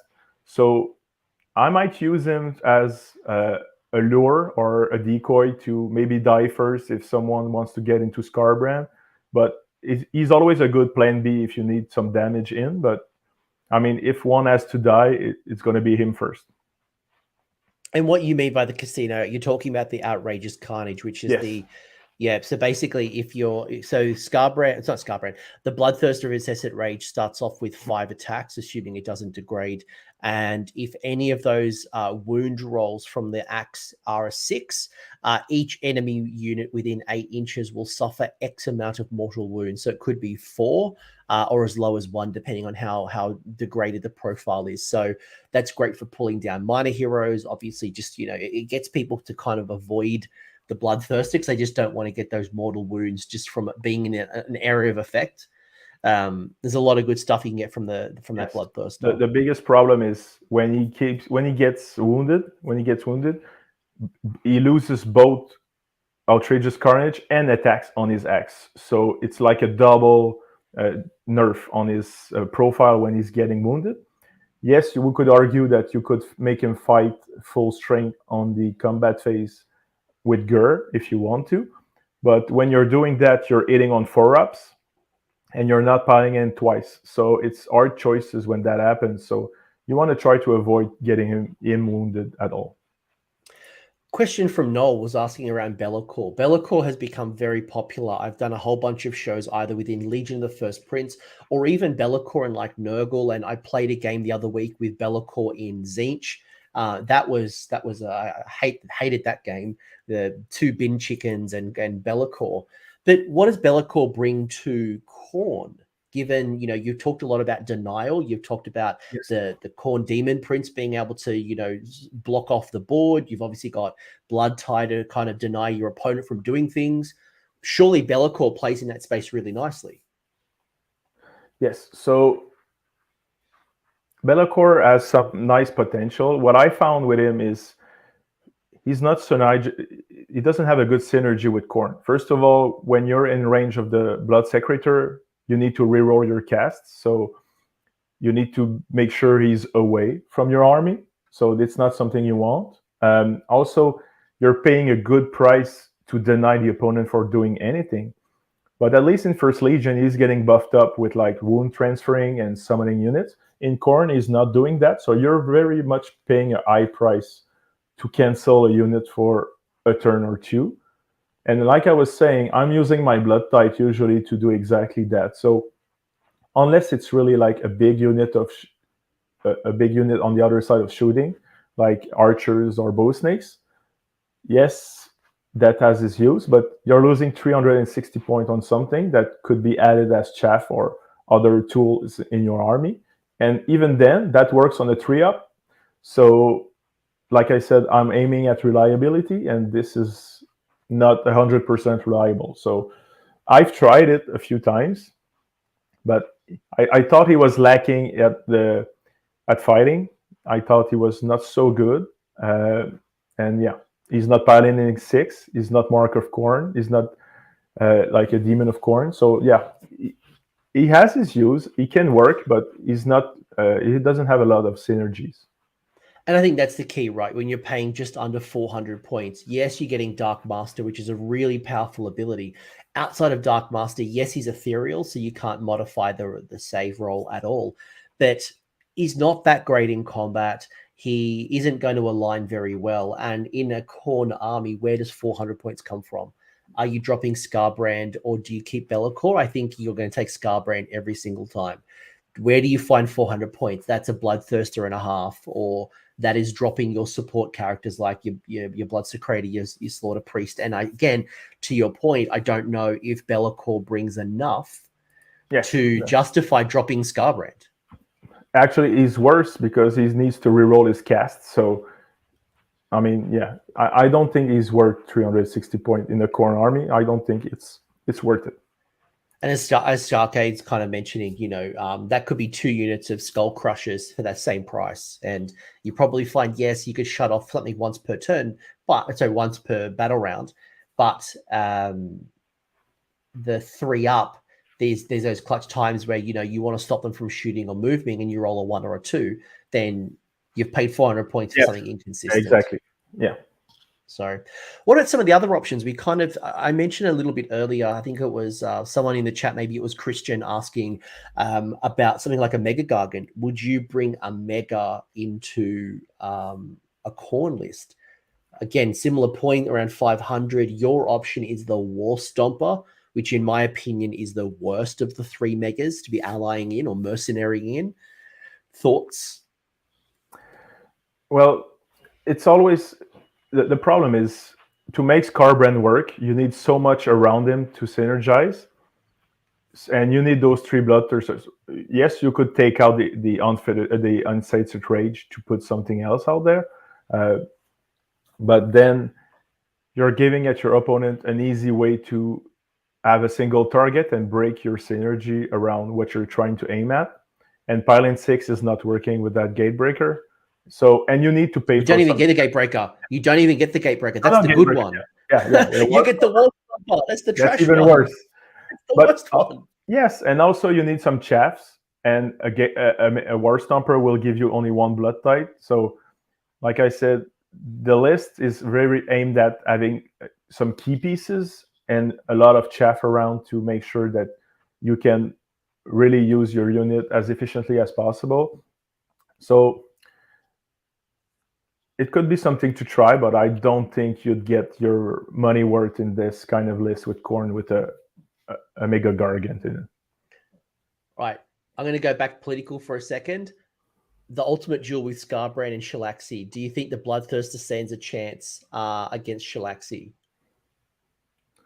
Well, I'm telling, unless there's a rule I don't know about Shalaxi, because like I said, Edenitz is not something I've played against, but you're Paladin at 6. So Skarbrand is winning every fight that he's getting in, and you're playing, it's your turn. So I think Skarbrand just wins every fight. Yeah. I mean, Shalaxi's not even coming on the table with Heed Knights of Slaanesh, so I'm not going to worry about them. I want to ask you about Kronspine in a second, but to come back to Cyanide Express's question, Bloodthirsters, we talked about this at the time. I know you were late, so it's all good.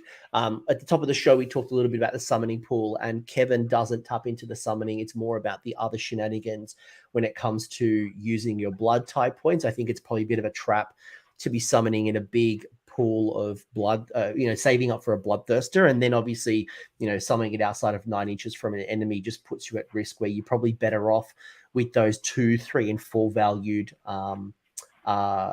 interruptions as opposed to a summon. That's I guess, is that the kind of the summary you'd probably add to that? Yeah, absolutely. Now, Kronspine. Kronspine is the new addition to the Gur.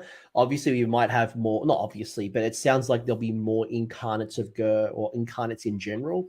But I know when we were talking a little bit before the channel started, I've been playing around with Kronspine in Suns, and I've really enjoyed Kronspine.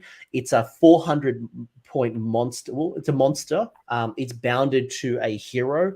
A couple of the benefits that Kronspine does, it definitely has some really good attacks. I think it's got some Ren 2 and Ren 3 attacks, although they're range 1 and range 2. If you issue all-out attack to Kronspine by the hero that's bounded to, everyone within 12 inches of Kronspine will get all-out attack. So it means you can get multiple versions of all-out attack. You can't retreat if you are in range of the Kronspine, the 12 inches. And when when the bounded hero dies and it goes wild, it always has a +1 to hit from all-out attack, and it can run and charge. So that's just some of the things that Kronspine brings to the table if people are not familiar with it. Kevin, what are your thoughts based on what I've just shared with you so far? Do you see value in something like Kronspine? It's super durable. It's going to give you a big area of effect when it comes to +1 to hit. Yep. It'll also stop your opponent from retreating. What's the pros and cons? I think in this list with big Bloodthirsters, it's not very helpful because Skarbrand is deleting anything that he touches. You don't need that all-out attack. But in the mortal list, in the Korn mortal list, I think there's potential with that. One of the big weaknesses of Korn in mortal is, first of all, you only have pretty much Ren -1. So Kronspine brings some better Ren and output for that. And also, Skull Crushers, for example, are eating with spears, spear or halberd, but they're eating on 4-up. And if you're bringing 2 or 3 units of these guys, you're getting a good value of output with the Kronspine, and having your Skull Crushers getting a better chance to hit on 3-up, maybe play with Gore Tithe and reroll your ones to hit around objectives. So now you're getting Skull Crushers really putting some output out there, and getting that Kronspine give you some better rend in your mortal army. So I think rather than putting a Bloodthirster in a mortal army, you could go for a Kronspine that's more durable and will buff you the rest of your army. I think this is something that's worth trying.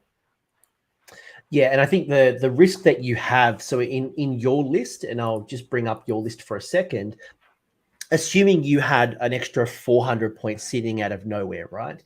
The problem is that the Kronspine issuing all-out attack and giving that aura, you don't get a choice. So if you happen to be within the 12-inch bubble, you must receive all-out attack. And then given that all-out attack is happening in the combat phase, and so is your 6-inch pile-in, you're getting one or the other. And it means either your army is avoiding the Kronspine because you don't want to automatically receive all-out attack and deny you from the 6-inch pile-in, or it's going to be good for your attrition. If you're kind of not playing the 6-inch pile-in and you want to get 3 Bloodthirsters all getting +1 to hit, that's beautiful. Or even two like Skarbrand and a friend, that would work really well. So that might be on the wording, but the aura of the Unfettered Fury is not counting as giving commendability to a model, because it's an aura that it spreads out. So you could mix both, but you're not getting that double strike, double pile-in in. Yes. So this, yes. Are you really getting more output? Because Scarbrand doesn't need that. So yeah, really on this list, if you're running 3 Bloodthirsters, Scarbrand, Kronspine, I don't think is a neat idea. But in a mortal list where the big problem is hitting on 4-up, I think you're really getting a lot of value for your money there. Yeah, I agree. I actually think in a more, because you haven't really seen that many mortals. Like I remember in first edition where you'd have a lot of like slaughter priests, and you'd have, I can't remember what the battalion was, where you'd have all the mortals running around being really annoying, making me re-roll my casts, and just generally being a pain in my backside. That kind of build's no longer around, and it lacked the combat punch, which was ultimately the Bloodthirster. This plays in that space quite nicely, while I think in your demon side, very much a Bloodthirster in Reapers of Vengeance, maybe not the best approach. I tend to agree, and that's why I wanted to draw this out of you, just to go, well, what's the pros and cons? Because the only way, really, if you wanted to play like Khorne Mortals, like pure, and get some -2 Ren, was to play Varengard with Mark of Khorne. So, I mean, that's sad, but that was really the way to get some things done with the banners and get extra attacks and play with the Fell Spear. But getting a Crown Spine could give you those attacks with Ren that you're aiming at, while also buffing the rest of the army. And Mortal Khornes are good at stacking attacks, getting a high volume of attack. Their problem is it's all -1 Ren and hitting on Fora. But this is where I think maybe this a good synergy to try. There's something to do there. I agree. Yeah, it's worth looking into. I think, again, pros and cons, and I love the ability to stop people from retreating. Also, it gives, there's an aura where you can it gives -1 to spell casting within the aura as well. So especially those heroes that are wizards running around the board, a -1 to cast is always going to be good. And then if you need it, boom, auto unbind. Yes, and we talked earlier how good it was with the Blood Tithe to charge in the hero phase.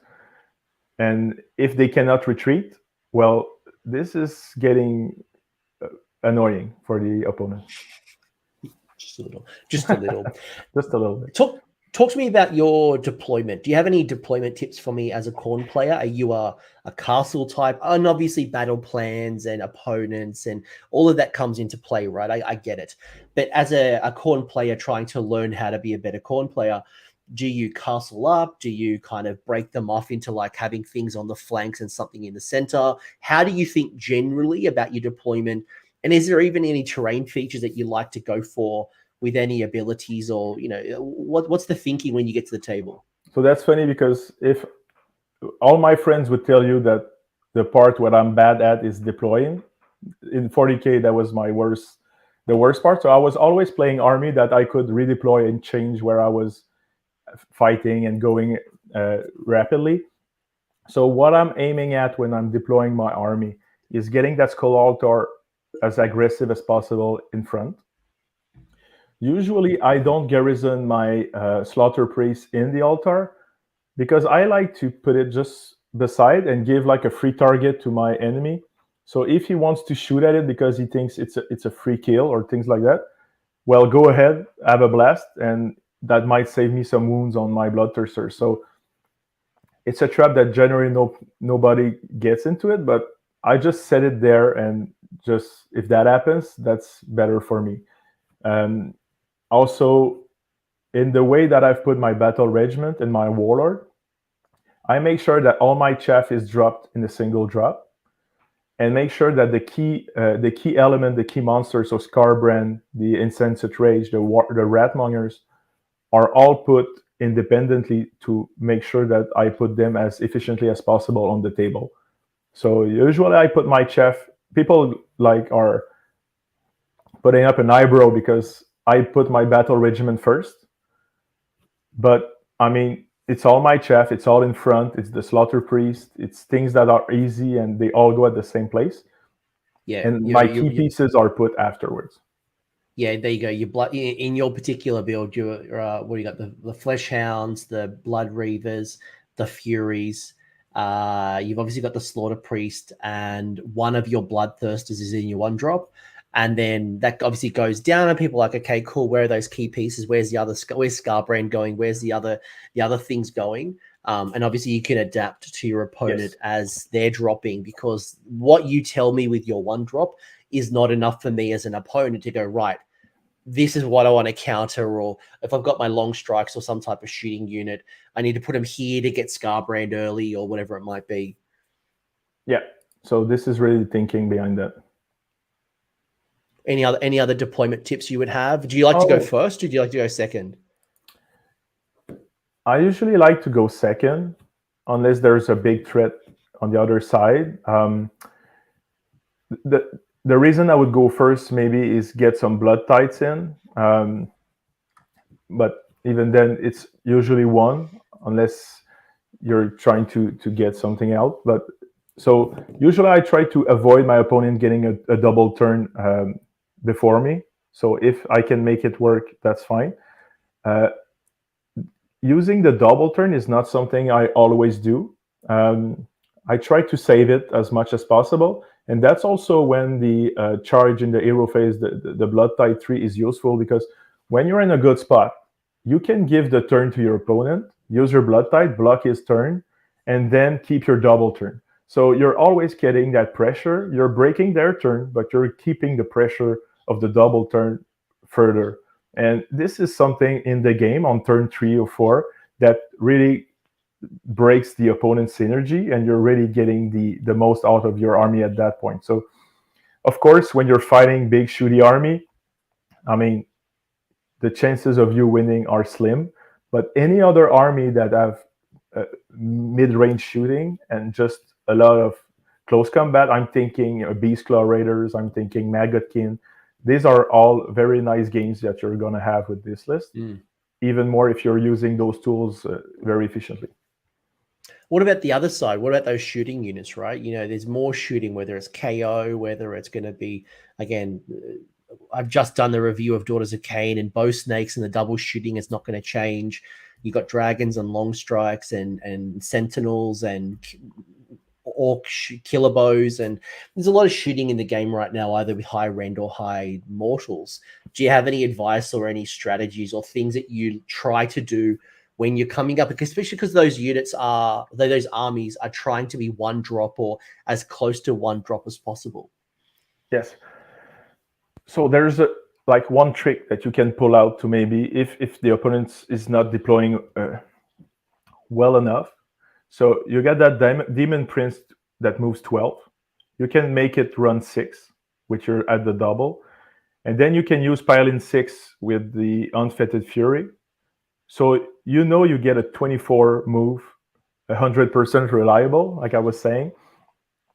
So if you can get that piece up the board, you play first. You get that piece up the board, and you close combat like the bow snakes or something that's not well deployed, or he was not thinking you would reach there. So when it's their turn, you can get that Demon Prince on the finest hour. You can get him on the all-out defense in the shooting phase. And he might tank it, or if he's not tanking it full, you're wasting shot. The opponent needs to waste shot in the hero phase, or even in the shooting phase in the Demon Prince. And now that gives you like your second turn to go in and try to, if he's not doubling, to get that damage in. So that's like the missile you can use to clip your opponent turn 1, and might get that second turn in to wipe the opponent. Yeah, with the Demon Prince, it's like damned if you do, damned if you don't. You've got to take it down, but taking it down is not always the right strategy. Like there's obviously Skarbrand and other things that I want to kill, but keeping that Demon Prince alive denies me and makes my life so much harder when I'm fighting in the middle of the board. And if I'm putting so many resources into those shooters, then my combat's not normally as, yes, I know Fulminators and there's dragons and I get it. There are some builds, but other types of armies don't have those powers. So yeah, and you're giving a lot of points VPs because the Demon Prince is going to die first turn. But I mean, this is pretty much the only way you can at least try to make the opponent waste a turn killing that Demon Prince. And that might give you the game in the end. So this is like a Hail Mary, but it's at least a tool that you have in the army to at least wreck some plans on the other side. Yeah, and worst case scenario, long strikes, bow snakes, all of those things that are shooting off the Khorne Demon Prince, they're all priority targets too. So you're not giving away any extra VP when it dies, when those things kill it.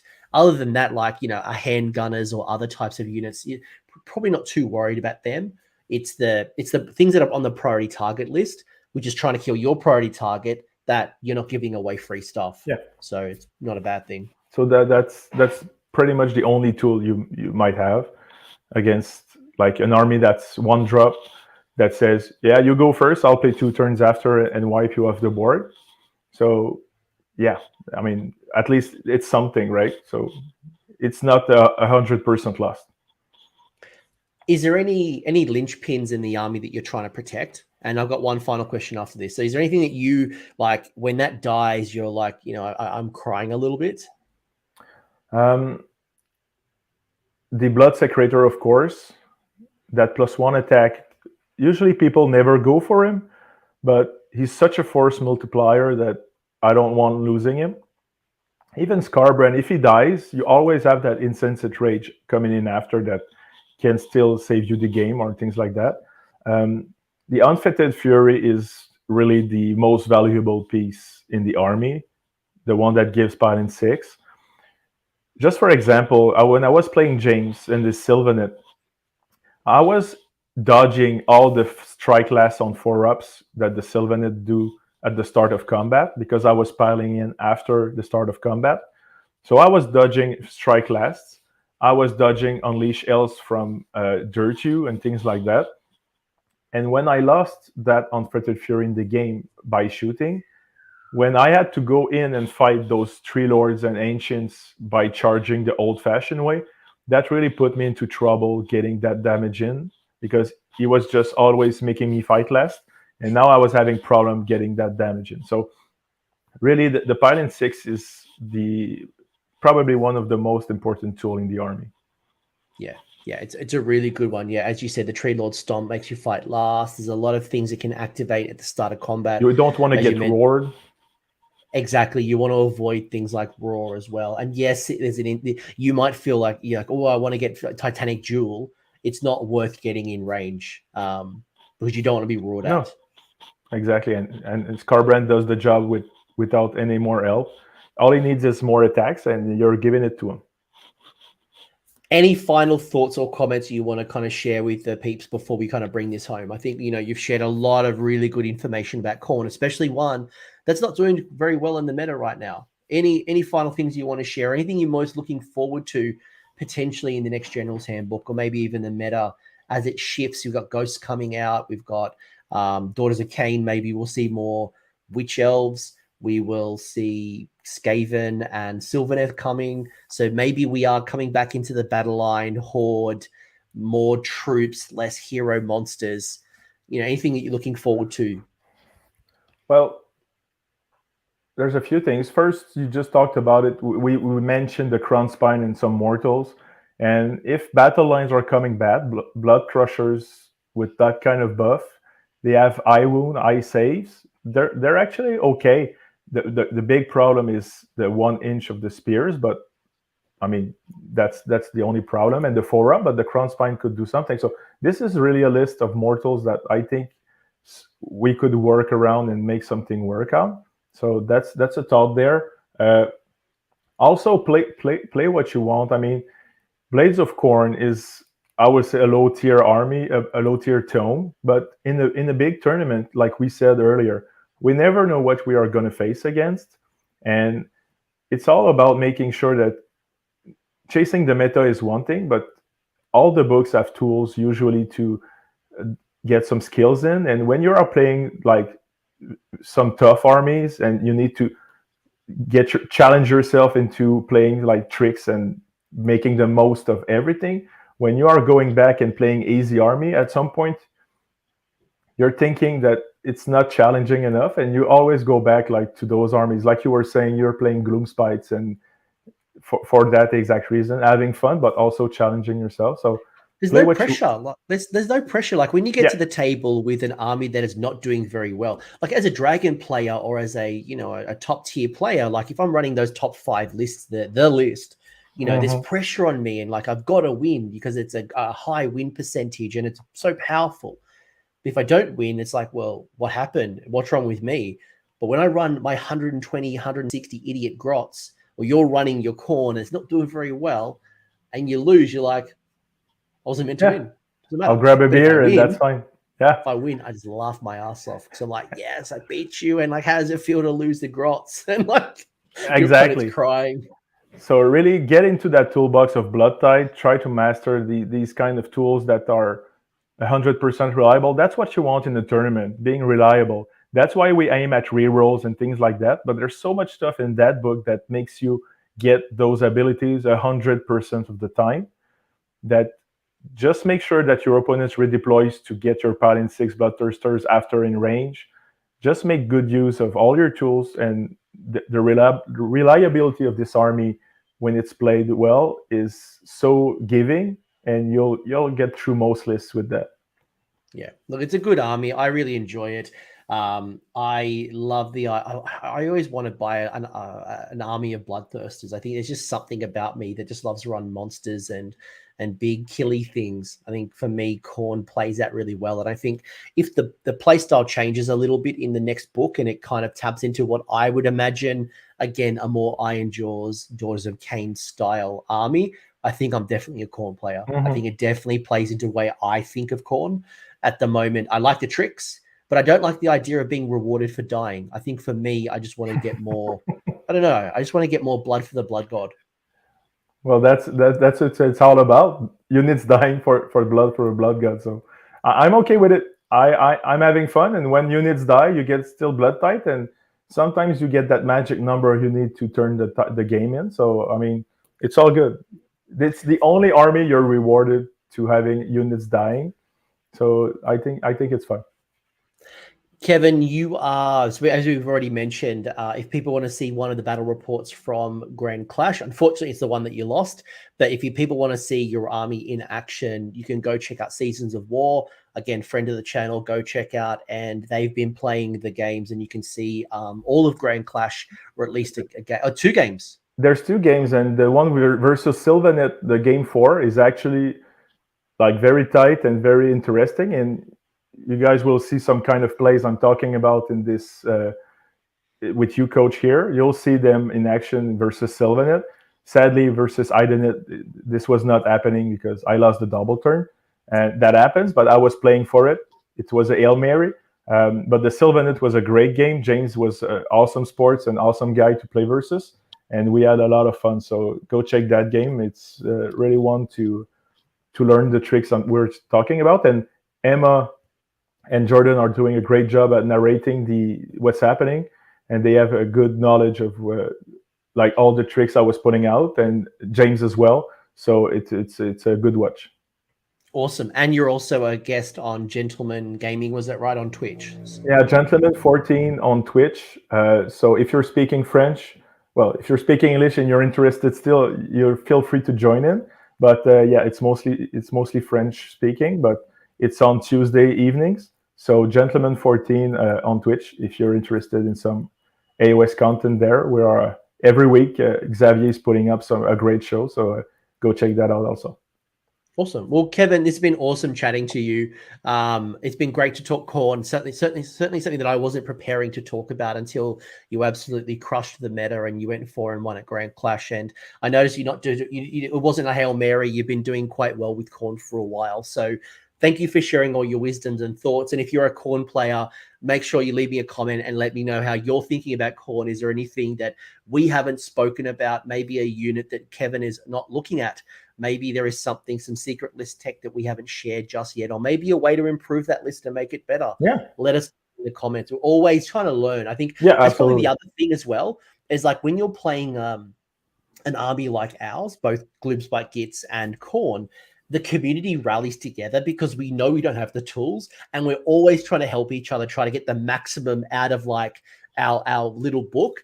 And it's like, if you've got an idea, you're like, oh, I've been playing, I think you should be using the Wrath of Khorne Bloodthirster this way, or have you thought about this? Or Valkyria plays really well here. You're like, okay, I got some new ideas. So either way, like, let us know. Curious on what some of the list sites that you've been playing with. But Kevin, you're an absolute legend. Thank you so much for joining, and thank you everyone for hanging out. See you all. Thank you, Coach. Bye, Thank everyone. you. Bye. Thanks for sticking around until the end. I hope you found that video interesting and you walked away with a few new ideas. If you did, I would appreciate it if you hit like on the video, as well as left me a comment. Let me know what your thoughts are in the comment section below. The conversation will continue over on Discord, so links down below in the episode description if you want to join the Discord and continue the Age of Sigmar conversation. I want to give a massive shout out as well to these absolute bloody legends, these champions who have continued to support me through Patreon or YouTube members. That is going directly into supporting the maintenance and the growth of this channel. So thank you very much, guys. Much appreciated. And until next time, roll more sixes.